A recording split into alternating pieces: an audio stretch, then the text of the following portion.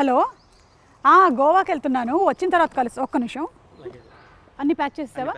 మనకి స్విమ్ వేరు, పార్టీ వేరు, అలాగే ఇంటర్వ్యూకి అన్నీ రెడీ కదా?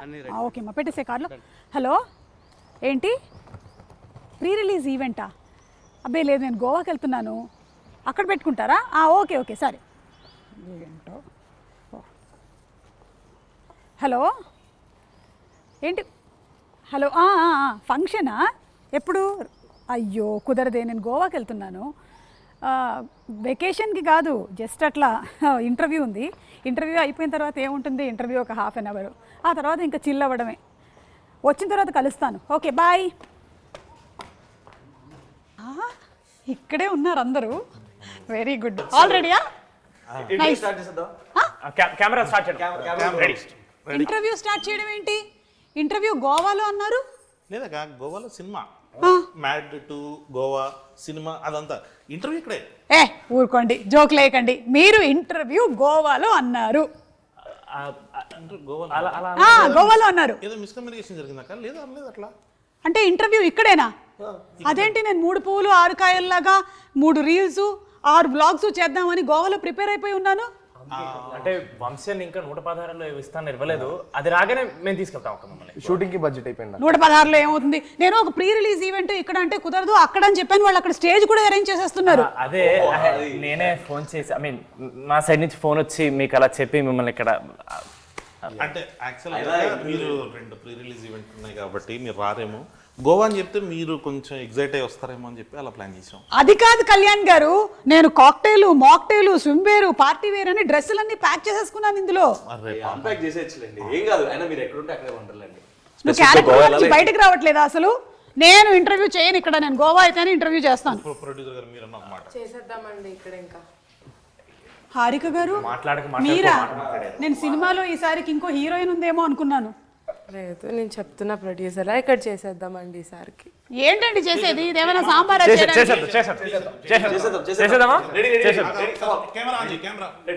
సరే, నేను కూడా చూసుకుంటాను ఎలాంటి క్వశ్చన్స్ అడగాలి. ముందు మిమ్మల్ని. అవును కళ్యాణ్ గారు, మీరేంటి ఈ మధ్య ప్రమోషన్స్కి రావట్లేదు? టీంతో ఏమైనా గొడవలా? చెప్పండి. ఎవరు పిలుస్తలేరు అక్క? చెప్పండి. ఈ మధ్యకాలంలో అలాగే చెప్తున్నారు. నిజంగానే పిలవట్లేదు అక్క. లాస్ట్ మూమెంట్ టైంకి వచ్చేసరికి మొత్తం post production works, CG works, సిజిసి చాలా విఎఫ్ఎక్స్ చాలా ఎక్కువ. అంటే ప్రమోషన్స్ కి రాని ప్రతి డైరెక్టర్ ఈ మధ్య కాలంలో ఇదే మాట చెప్తున్నారు. మాకు తెలియదు అనుకుంటున్నారా? లేదు, నిజంగానే గొడవలు అయితే ఏం లేవు. బట్ యా, అవును రామ్, సినిమాలో ఉండేటువంటి క్యారెక్టర్ ఏనంట కదా నీది? ఒరిజినల్ క్యారెక్టర్ కూడా సినిమాలో కళ్యాణం రాస్తే దాన్ని నేను చాలా బాగా పర్ఫామ్ చేయడానికి ట్రై చేశాను. ఇంకా నీచమైన క్యారెక్టర్ బెటర్. నన్ను నవ్వించేటువంటి ప్రయత్నం చేయకండి మీరు. నేను చాలా కోపంగా ఉన్నాను. గోవాలో ఈవెంట్ అని చెప్పి ఫైనలీ ఇక్కడికి పోస్ట్పోన్ చేసేసారు. ఐ మీన్ ఇక్కడికి పెట్టేశారు మీరు. ఈ ఒక్కసారి అట్లా కానీ ప్రొడ్యూసర్ గారు మళ్ళీ ఇంకొకసారి సేమ్. కోపంగా ఉండకండి. కరిగిపోయినట్టే. సినిమాలో కథ ఏమైనా ఉందా, లేకపోతే మ్యాడ్ సినిమా హిట్ అయ్యింది కాబట్టి మీరు మ్యాడ్ 2 తీసారా? అక్క కథ లేకుండా ఎలా ఉంటుంది? కథ, కథనం, దాని బలం, లాజిక్స్ అన్నీ ఉన్నాయి అక్క దీంట్లో. నార్మల్గా వెళ్దామా? నార్మల్గా వెళ్ళిపోతాం. ప్రొడ్యూసర్ గారు ఒకసారి నార్మల్గా వెళ్దాం. సీరియస్గా చూస్తారు అసలు. అక్క ఇది ఒక్కసారి నార్మల్గా వెళ్ళిపోతాం. ఎవరైనా చెప్పండి అనండి. చెప్పండి. మీరు క్వశ్చన్ అడిగితే నేను చెప్పాలి. ఓ అలా కదా. అక్కడ దాకా ప్రిపేర్ అయినా. ఇప్పుడు నిజంగానే ఇంకా గోవా లేనట్టేనా? సూట్ కేసు అన్పాక్ చేయవయ్యా బాబు. ట్రిప్ ప్లాన్ చేద్దామండి సినిమా రిలీజ్ తర్వాత. ఈ ఐడియా ఏదో బాగుంది. సక్సెస్ పార్టీ గోవాలో పెట్టుకుందాము. షూర్లీ. సినిమా రిలీజ్ అయిన తర్వాత 2వ రోజు 3వ రోజు సక్సెస్ పార్టీ అని పెట్టుకుంటూ ఉంటారు కదా, టపాకాయలు అవి బ్లాస్ట్ చేస్తారు. ఖచ్చితంగా అక్కడ చేద్దాం. గోవాలో చేద్దాం. ఇలా అన్నారు, బాగుందండి. Very nice, happy. సో అలా నాన్నే నితిన్, సంగీత్ చౌవన్, ప్రొడ్యూసర్ హారిక. మనం స్ట్రెస్ చేసి చెప్పాలి, లేకపోతే గబుక్కున్న ఈవిడ్ని మనం ఏదైనా ప్రెస్ మీట్లో కానీ టీజర్ లాంచ్లో కానీ చూసి హీరోయిన్ అని అనుకునేటువంటి అవకాశం ఉంది. తప్పులేదు, ఎందుకంటే యంగ్ అండ్ గ్లామరస్ ప్రొడ్యూసర్ కాబట్టి. అలాగే we have Ram Nitin and director Kalyan Shankar garu. అన్నిటికన్నా బాధాకరమైనటువంటి విషయం నాకు ఏంటంటే, ఈయన అస్తమానం నన్ను ముందో అక్క వెనకో అక్క వేసుకొని పిలుస్తూ ఉంటారు. ఆయనకి నాకు ఇంచుమించు 2 ఏళ్ళు తేడా ఉంటుంది అంతే. మీరే కదా నాకన్నా పెద్దోళ్ళు. అక్క 2 ఏళ్ళు తేడా అంటే అట్లేసే అంటే సేమ్ ఒక 2 minutes 2 minutesలో 2 minutes డిఫరెన్స్ అనుకుందాం. 2 minutes తేడాలో. ఓకే సరే, మీతోనే మొదలు పెడదామండి వాళ్ళ ఇంటర్వ్యూ. ఎందుకంటే మీరే గోవా ట్రిప్ లేకుండా చేశారు కాబట్టి. అవును, ఫస్ట్ సినిమా హిట్ అయిన తర్వాత ఈ మ్యాడ్ 2 తీసేటప్పుడు మీకు అది ప్రెషర్గా అనిపించిందా, ప్లెజర్గా అనిపించిందా? ప్లెజరే వీళ్ళతోటి కొంచెం బాగా అలవాటు అయిపోయింది. ఈ ప్రాసెస్లో వీళ్ళు కూడా ఫ్రెండ్స్ అయిపోయేసరికి అది కొంచెం ఈజీ అయిపోయింది ప్రాసెస్. అదేంటి, సేమ్ ఏజ్ గ్రూప్ కాకుండా కూడా మీరు ఫ్రెండ్షిప్స్ చేస్తూ ఉన్నారా? నాతో కదక్క, వీళ్ళు ముగ్గురు ఫ్రెండ్స్ అయ్యారు. వాళ్ళ ముగ్గురులో వాళ్ళు ఫ్రెండ్స్ అయిపోయారు. సో కొంచెం ఈజీగా వచ్చేసింది. సీన్స్ కూడా చాలా ఫాస్ట్గా వచ్చేసాయి అక్క. ఓకే, సో అందుకనేసి అట్లా. అంటే సీన్స్ మీరు అందరూ కలిసి కూర్చొని డిస్కస్ చేసుకుని ఫామ్ చేసేసుకునే వాళ్ళ, లేకపోతే మీరే రాసుకున్నారా? ఫస్ట్ నేను వేసేస్తానక్క మొత్తం అంతా. ఆ వర్షన్ అయిపోయిన తర్వాత అందరికి చెప్తే ఒక్కొక్కరు ఇన్పుట్స్ అలా తీసుకుని ఇంప్రవైజ్ చేసుకుంటారు. ఇంప్రవైజ్ చేసి ఓకే, ఇలా ఇంప్రవైజ్ చేసి రామ్ ఒక 10 పంచులు చెప్తే ఆ 10లో ఒక 11 క్యాన్సిల్ అయిపోతాయి. 10 లోపల 11 అదొక్కటి రాందొక్కటి ఆపేసి మిగతా అందరూ ఇన్పుట్స్ తీసుకుని దాన్ని కొంచెం సెటిల్ చేసేది ఆ ప్రాసెస్. ఇలా ఇన్పుట్స్ ఇచ్చినందుకు మీకు సెపరేట్ రెమ్యూనరేషన్స్ ఏమైనా ప్రొడ్యూసర్ గారు? అలా ఏం లేదండి, it's part of the work. Okay, Harika గారు చాలా సాఫ్ట్ స్పోకెన్ ప్రొడ్యూసర్ అనుకుంటాను. యా, ఇప్పుడు సూర్యదేవర నాగవంశీ గారు పట్టిందల్లా బంగారమే. ఆయన చేస్తూ వస్తున్నటువంటి సినిమాలన్నీ సూపర్ డూపర్ హిట్ పందాలో నడుస్తూనే ఉన్నాయి. ఇప్పుడు ఈ బాధ్యతలన్నీ మీకు అప్పచెప్పారు కదా, మీకు ఎలా అనిపిస్తుంది? అంటే ఇట్స్ అ కొలాబరేటివ్ ఎఫర్ట్ కాబట్టి అందరికీ రెస్పాన్సిబిలిటీ ఉంటుంది. ఈ మూవీకి నాకు కొంచెం ఎక్కువ ఉంది. So we think we did a great job okay, and we sure will deliver a great product. Okay, అంటే ఇప్పుడు మనకి లాస్ట్ ఇయర్ ఇదే టైంకి టిల్లు స్క్వేర్ వచ్చింది కదా, అండ్ అది సూపర్ సక్సెస్ అయింది. ఆ సక్సెస్ పరంపరని ఈ సినిమా మ్యాచ్ చేస్తుంది అంటారా? డెఫినెట్గా, డౌట్ లేదు. ఓకే, అంటే అది కూడా ఎంటర్టైన్మెంట్ అందించింది, ఇది కూడా ఎంటర్టైన్మెంట్ అందించింది. మ్యాడ్ 2కి what do you think is the difference? We upscaled a little. Come on, super. A lot. Hey, upscaled a little అని చెప్పి హీరోయిన్స్ లేరేంటి సినిమాలో? హీరోయిన్స్ మాత్రం లేరు, కాకపోతే స్పెషల్ అపియరెన్సెస్. అదే వంశీ అన్న మన స్టేజ్ మీద చెప్పినట్టు 20 minutes మీరు ఈ సినిమా చూసిన తర్వాత హీరోయిన్స్ లేరు అని అనిపిస్తుంది, ఆ లోటు కనబడుతుంది అంటే then will say sorry publicly. But అసలు ఆ ఫీలింగ్ రాదు. ఇది ఈ సినిమా పర్టికులర్గా వీళ్ళ ముగ్గురు కలిసి పాప లడ్డుగాడిని ఎంత టార్చర్ చేశారు అనే సినిమాలోకి వెళ్ళింది అక్క. సో వీళ్ళ లవ్ స్టోరీస్ వీళ్ళకి ఉన్నాయి, అంటే హీరోయిన్స్ ఉన్నారు, ఈ సినిమాలో లేరు అంతే. సో అట్లా ఈ సినిమాలో లేరు, ఈ సినిమాలో లేరు. అంటే మాయాబజార్ అంటే మ్యాడ్ 3కి రావచ్చు మళ్ళీ అలాగా. సో మ్యాడ్ 2 అయిపోయిన తర్వాత మ్యాడ్ 3 ప్రిపరేషన్స్ మొదలైపోయాయి అనమాట. ఒకటేదో స్టార్ట్ చేద్దామని. ఈసారి ప్యారిస్ ప్లాన్ చేయండి, అప్పుడు ఇంటర్వ్యూ కూడా మనం అక్కడ ప్లాన్ చేసుకోవచ్చు. ఖచ్చితంగా ఇప్పుడు ఈసారి చేసినట్టే నెక్స్ట్ టైం కూడా అక్కడే ఇక్కడే, అంటే ప్యారిస్ అని చెప్పి ఇక్కడే. బాగుందండి. నితిన్, పెట్రోలా డీజిలా ఏది కొట్టించమంటారు? ఏ తక్కువ అవుతుందండి. ఏది తక్కువ? డీజిల్ అంతే కదా. ఇప్పుడు దగ్గరకు అవును రామ్, ఇందాక నేను సరదాగా అడిగాను అనుకుంటున్నారు, నిజంగానే అడుగుతున్నాను. రియల్ లైఫ్లో క్యారెక్టర్ని చూసి ఇన్స్పైర్ అయ్యే ఈ ఫ్లర్టింగ్ క్యారెక్టర్ని ఈ సినిమాలో పెట్టారంటున్నారు, ఇది ఎంతవరకు నిజం? మ్యాడ్లో కర్త కర్మ క్రియ కళ్యాణం అండి. ఈ కళ్యాణం రాసిన ప్రతిదీ తన లైఫ్ ఎక్స్పీరియన్సెస్ నుంచి వచ్చింది. So I hope Manoj is also out of it inspired. There is a part of you who's Manoj. ఏం లేదు, అట్లాంటి వాడు అక్కడ ఉంటే బాగుండేది అని రాసుకుంది. బట్ రియల్ లైఫ్ రామ్ది అది కాదు, ఒక్క 5 నిమిషాలు మాట్లాడితే తెలిసిపోతుంది మీకు కూడా. అంటే అట్లానే కదా రామ్, అంటే కొన్ని ఎక్స్పీరియన్సెస్ కూడా ఉన్నాయి కానీ బట్ అది కెమెరాలో bad at taking an initiative and so I am not Manoj obviously. అవునా? అంటే ఎగ్జాక్ట్లీ ఆపోజిట్ క్యారెక్టరా?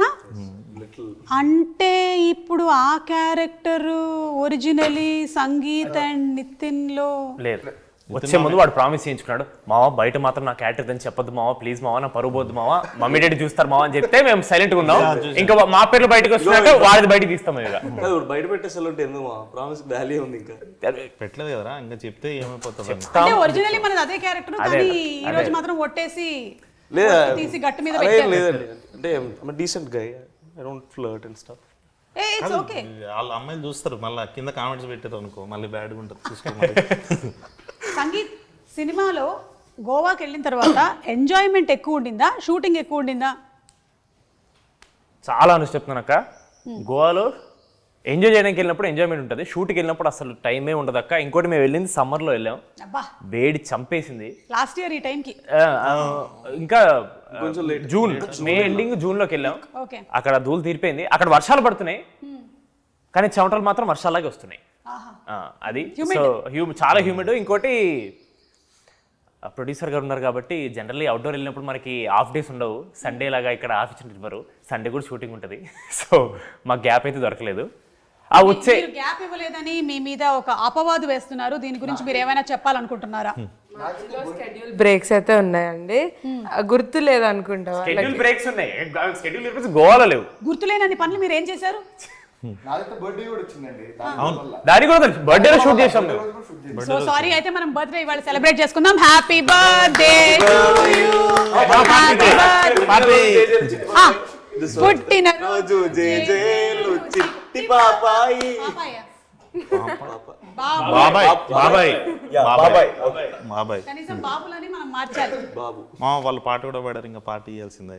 అంటే మీరు ఫైనలీ వస్తుందండి. అవును కదా, వచ్చేసింది. అవును. ఫైనలీ చెప్పేది ఏంటి అంటే, గోవాకి మనం ఒకవేళ కనుక షూటింగ్కి వెళ్తే జరిగేది షూటింగే కానీ ఎక్కువగా ఎంజాయ్మెంట్. Oh my God. కానీ సినిమాలో చూస్తే ట్రైలర్లో మాత్రం ఫుల్ అంటే టీజర్లో ఒక రేంజ్లో ఎంజాయ్మెంట్ కనిపిస్తోంది, ఒక్క లడ్డుగాడికి తప్ప. వాడి గురించి మీరు ఏమైనా చెప్పాలనుకుంటున్నారా? పాపం ఎందుకు అంత అన్యాయం చేశారు వాడిని? ఈరోజు లడ్డు మన మధ్యలో లేడు, అంటే బతికే ఉన్నాడు మన మధ్యలో లేడు అంతే. ఒక 30 seconds మౌనం పాటిద్దాం. అవును, మౌనం రా. Let's not do that. Okay, మన మధ్యలో లేడు. Harika's feeling bad. లడ్డు మామని ఇక్కడ రమ్మన్నాం, రమ్మంటే ఏమన్నాడు మామ? ఏదో యాటిట్యూడ్ స్టేట్మెంట్ ఇచ్చిన, అది ఏం అర్థం కాలేదు. అది ఏంటి సోన్ పాపిడి పెట్టిన దానికే అంత వీలైతుంటాడు. ఇన్నసెంట్ అంటే యాటిట్యూడ్ లో మాట్లాడితే అర్థం కూడా అవ్వదు. పాపం లడ్డూకి ఎందుకు అంత అన్యాయం చేశారు? అది మేము కావాలని అన్యాయం చేయలేదండి. మేము మా ఇంటెన్షన్, మంచి ఇంటెన్షన్తో పట్టుకెళ్ళాము వాడిని గోవాకి. ఎగ్జిక్యూషనే కొంచెం బ్యాడ్.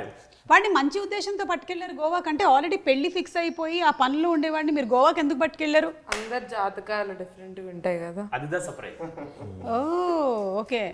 అంటే హారిక గారు, మీరు జాతకం నమ్ముతారండి? ఇక్కడ ఉండే వాళ్ళల్లో కల్లా బెస్ట్ జాతకం ఎవరిదని మీరు అనుకుంటున్నారు? జస్ట్ ఊరికే ర్యాండమ్. రామా? ఎందుకు? ఎందుకంటే నేను సంగీత్ ఎప్పుడెప్పుడో సిరీస్ చూసా, నితిన్ బ్రోని చాలా రోజులు ట్రై చేశా. నితిన్ మామ కూడా చాలా కథలు విన్నాడు అప్పటికి. మనోడు కూడా 1.5 year ఏమో చూసిండు. వీడిది హలో వరల్డ్ అనే సిరీస్ రాత్రి రిలీజ్ అయింది. నాగవంశీ గారు అలా స్క్రోల్ చేస్తూ చూసి వీటిని చెప్పారు, వేరే వాడిని ఎవడన్నా చూసి చెప్పారు, అరే హలో వరల్డ్ చూడు, దాంట్లో ఎవడో ఒకడు బాగానే ఉన్నాడు అన్నాము. నెక్స్ట్ డే మార్నింగ్ ఆడి చేతిలో సినిమా ఉంది. 80 కథలు విన్నాడు, ఆయన 50 కథలు విన్నాడు. వాళ్ళిద్దరికి మ్యాడ్ చాలా లేట్గా వచ్చింది, వీడికి ఒక్కడికి అట్లా ఒక రోజులో వచ్చేసినాక. వీడు ఎందుకు లక్కీ అంటున్నారంటే, కళ్యాణం లక్కీగా మా కథ చెప్పినప్పుడు కథ చెప్పారు, ఇలా ఆడిషన్ నేను చెప్పాల. ఆయన ఇప్పటికీ అంటారు వాడిని ఆడిషన్ చేస్తుంటే వీడు ఉంటారు. చాలా అసలు సోషల్ స్కిల్స్ బాగుండేవి అక్క. అప్పుడు బాగా మాట్లాడుతున్నాడు, బాగుండేవి. వాడు మాట్లాడుతున్నాడు, అరే ఇదేదో చాలా ఎనర్జీగా ఉన్నాడు, పైగా నచ్చాడు అన్నకు కూడా. సరే ఒకసారి ట్రై చేద్దామని చెప్పేసి పెట్టేసుకున్న తర్వాత అప్పుడు తెలిసింది సోషల్ స్కిల్స్ ఎక్కువసేపు. అంటున్నంత నాటీ ఏం కాదు, is a very decent guy. Decent guy అంటే ప్రొడ్యూసర్ గారు నన్నే డీసెంట్ అన్నారు, మిమ్మల్ని మీరు ప్రొడ్యూసర్ ముందు అదే అన్నాం మామా. బెటర్ డీసెంట్ వీళ్ళని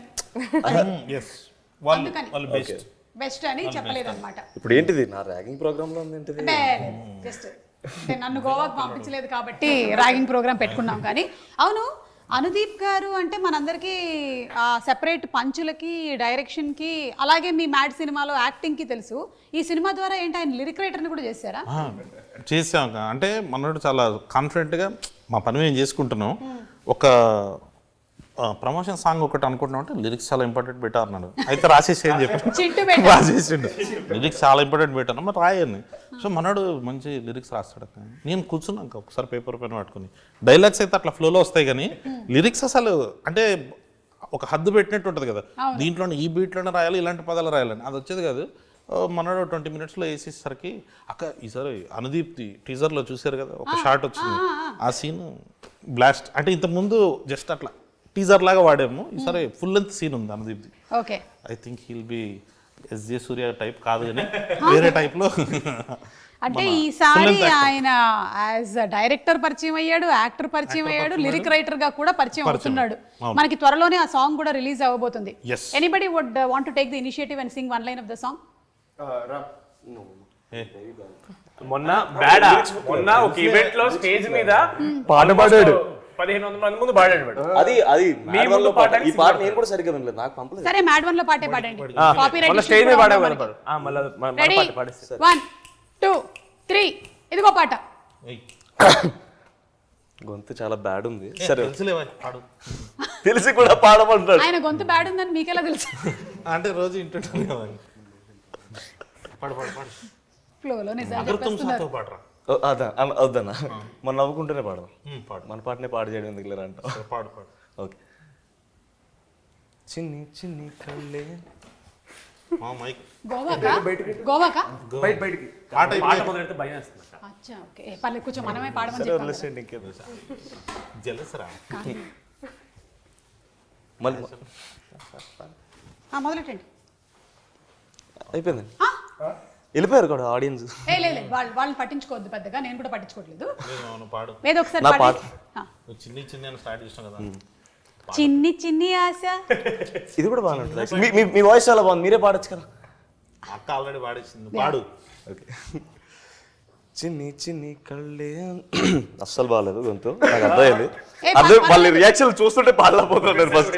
శృతి లేదు శృతి లేదు మా ఈ సినిమాలో. ఇటువైపు చూడొద్దు, ఇటువైపు చూడొద్దు. ఓకే. Yeah start. చిన్ని చిన్ని కళ్ళే. ఎన్నిసార్లు పాడినా అక్కడే ఆపేస్తున్నాడు కానీ పాట మాత్రం ముందుకెళ్ళట్లేదు. అవును.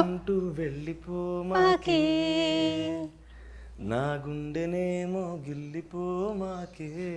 ఏదో మోమాటానికి అడిగింది. పాడుతున్నాడు. సరే సరే బాగుంది. ఓకే. మీరు బలవంత పెడతారు పాడతారంటేనేమో ఇలా అంటారు, ఏంటి అర్థం కదన్నా నాకు మీతో.